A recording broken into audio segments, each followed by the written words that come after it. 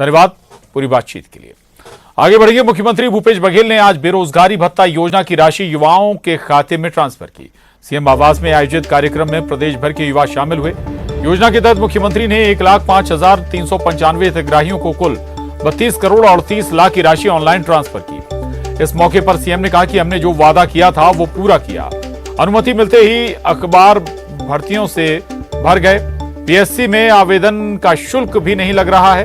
इसके बाद उन्होंने ये भी कहा कि बेरोजगारी भत्ता देकर वे खुश नहीं हैं। असली खुशी तब होगी जब युवा नौकरी करने लग जाएं।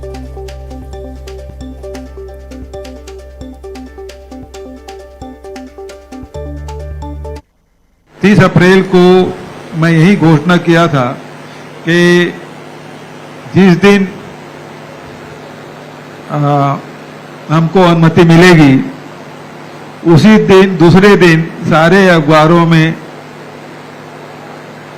मीडिया में वो इश्तिहार भरा पड़ा रहेगा और लगातार सारे विभागों की भर्तियां प्रारंभ हो गई है। विज्ञापन निकल रहे हैं। तो कुछ लोग व्हाट्सएप में कह रहे हैं कि कका आते जल्दी जल्दी मत करना का, थोड़ा रुक के करना भाई। तो दूसरा उसका साथी कहता है भैया फीस नहीं लगता अभी आप हम और पीएससी में सरकार ने वो भी माफ कर दिया है। तो केवल बेरोजगारी भत्ता दे के हम अपना काम इतिश्री नहीं समझ रहे हैं। हमारा काम यही समाप्त नहीं हो रहा है। पिछले समय मैंने भाषण दिया था 30 अप्रैल को कि मुझे खुशी नहीं हो रही है कि मैं आपको बेरोजगारी भत्ता दे रहा हूं। मुझे खुशी तब होगी जब आपके हाथ में जॉब होगा, जब आपके हाथ में रोजगार होगा, जब आप खुद पैसा कमाना शुरू करें। शासकीय नौकरी भर्तियों के बारे में भी मैंने बात कर ली, लेकिन उसके अलावा भी सरकारी नौकरी के अलावा भी बहुत सारे ऐसे जगह है जहां हम रोजगार दे सकते हैं और उसके लिए लगातार ट्रेनिंग की व्यवस्था सभी जिलों में, सभी स्थानों में अलग अलग जिसको जो पसंद है उस प्रकार के ट्रेनिंग लेके वो जॉब हासिल कर सकते हैं। और बड़ी खबर जगदलपुर से बीजेपी प्रदेश प्रभारी ओम माथुर का बयान आया है। मुख्यमंत्री के हवाई दौरा करने पर वाले बयान पर बोले माथुर, मेरी सलाह है कि सीएम बघेल चुनाव में बस्तर में पैदल यात्रा करें। वैसे मुख्यमंत्री चुटकी लेने के काफी शौकीन हैं। में इस प्रकार का भय करना मैं तो आया ही था, घूम के भी गया हूँ और आपका कांकेर वगैरह सब जगह घूम के गया हूँ। तो इस तरह के बिलो द बेल्ट प्रश्न मुख्यमंत्री जी का स्वभाव है ऐसे चुटकियां लेने का, तो वो लेते रहे, उनका काम है। मैं इस बारे में कोई कमेंट। रायपुर से बड़ी खबर है। छत्तीसगढ़ बीजेपी की प्रेस कॉन्फ्रेंस। बीजेपी प्रदेश अध्यक्ष अरुण साव का बयान आया। मोदी सरकार के 9 साल पूरे होने पर उन्होंने कहा बीजेपी एक महोत्सव के रूप में इसे मनाएगी। 21वीं सदी भारत की सदी है। एक महीने में देश भर में 51 रैलियां होंगी। 10 लाख बूथों पर लोगों से सीधा संवाद होगा।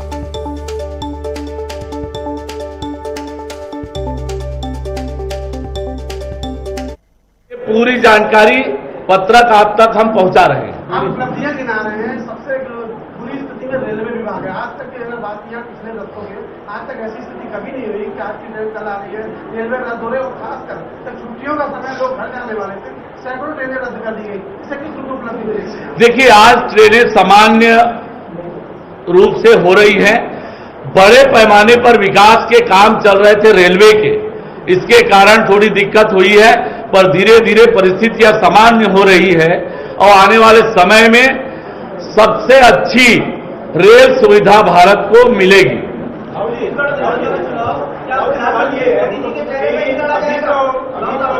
अभी जब विधानसभा चुनाव के रिजल्ट आए वो पार्टी में थोड़ा हताशा बने रहे और इससे एक ये मैसेज जा रहा है कि जो केंद्र में है, जो केंद्र के एंटी इनकम्बेंसी वो कहीं न कहीं काम आ रही है कि महंगाई है, रेलवे की असफलताएं हैं। जब केंद्र के कार्यक्रम होंगे, जो अभी कार्यक्रम ने घोषित किया, केंद्र के प्रतिनिधि जब आएंगे, क्या पार्टी इस पर विचार करेगी कि छत्तीसगढ़ में जो चुनाव होंगे उसमें ये एंटी इनकम्बेंसी ना, इसके लिए क्या प्रोग्राम बनाए?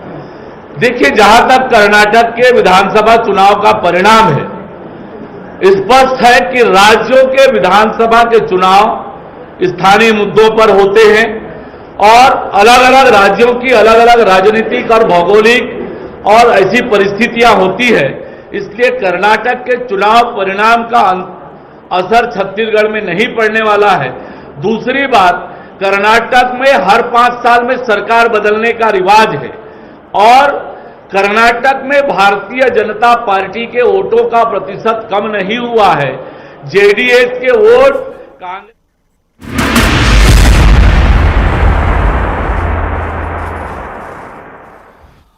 रायगढ़ से खबर है, लिव इन में रह रही युवती की मौत हुई है। रायगढ़ में दानिश खान नाम के युवक के साथ बताया जा रहा है कि युवती रिलेशन में थी। गर्भपात की दवा खिलाने के बाद इलाज के दौरान युवती की मौत हो गई। शादीशुदा दानिश खान ने खुद को कुंवारा बताया था। मेडिकल कॉलेज इलाके में किराए के मकान में दोनों रहते थे। जानकारी मिलने के बाद दोनों में लड़ाई होने लगी थी। वहीं युवती की मौत के बाद आरोपी दानिश को गिरफ्तार कर लिया गया। तो ये रायगढ़ से बड़ी खबर थी और जिनके साथ वो रहती थी करीब 2 साल तक रहे साथ में पति पत्नी के रूप में। तो वो महिला गर्भवती हो गई थी तो उसके पति द्वारा ही उसको गर्भपात करने की दवाई दिया गया था और उसमें ही उसकी मृत्यु हो गई थी। लड़की का जो बयान आया था वीडियो के आधार पर उसमें अपराध पंजीबद्ध किया गया धारा 304 के तहत थाना चक्रधर नगर में और आरोपी को भी अरेस्ट किया गया है और उनको जेल माननीय न्यायालय में पेश करेंगे। अभी रायगढ़ के चक्रधर नगर थाने में बीते दिनों एक गैर इरादतन हत्या का मामला दर्ज हुआ। जब पुलिस ने मामले की जांच की, तफ्तीश की, तब पता चला कि मामला गैर इरादतन हत्या से कहीं बढ़कर है। मामले में पता चला कि एक युवक अपने आप को अविवाहित बता करके एक युवती को प्रेम जाल में फंसाया। प्रेम जाल में फंसाने के बाद उसे लिव इन में रहने लगा। करीबन कई साल तक लिव इन में रहने के बाद युवती गर्भवती हो गई। गर्भवती होने के बाद उसे गर्भपात कराने के लिए युवक दबाव बनाने लगा। दबाव इस कदर बनाया कि उसके साथ मारपीट की गई। मारपीट से अगर जी नहीं भरा तो उसके बाद युवती को जबरन गर्भपात करने की दवा खिला दी गई। युवती की हालत बिगड़ी, तब उसे बिलासपुर के अस्पताल में भर्ती कराया गया। अस्पताल में युवती की हालत गंभीर थी, लिहाजा इलाज के दौरान युवती की मौत हो गई और मौत के बाद अब मामला पहुंचा पुलिस थाने। पुलिस थाने में अभी फिलहाल जो है युवक को गिरफ्तार कर लिया गया है। गिरफ्तार करने के बाद 304 का मामला दर्ज हुआ है जिसमें गैर इरादतन हत्या की यह धारा है। अब पुलिस के जांच पर भी सवाल उठ रहे हैं कि आखिर एक युवती जिससे प्रेम विवाह तक नहीं किया, प्रेम करके लिव इन में रहने लगा, ऐसे युवक के द्वारा इस कृत्य में केवल गैर इरादतन हत्या का मामला पुलिस के जांच पर भी सवाल उठाते हैं। अब मामले में जब तूल पकड़ी तब पुलिस का कहना है कि जांच की जा रही है। जांच के आधार पर युवक के खिलाफ 376 दुष्कर्म का मामला और जो गर्भपात कराया है उसमें नन्हे जीव जो अभी जन्मा नहीं था उसके ऊपर भी अपराध दर्ज होगा। अब देखना होगा कि इस पूरे मामले में रायगढ़ पुलिस क्या कुछ कार्रवाई करती है और जो पीड़िता है उसको कब इंसाफ मिल पाता है। रायगढ़ से न्यूज़ 18 के लिए हरपाल सिंह खूंटे। और अब रुक करेंगे सिटी टॉप 20 का।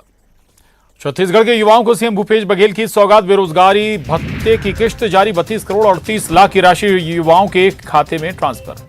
केंद्र सरकार के 9 साल पूरे होने पर अरुण साव का बयान। बीजेपी एक महोत्सव के रूप में मनाएगी ये सफलता। 10 लाख बूथों पर लोगों से होगा सीधा संवाद।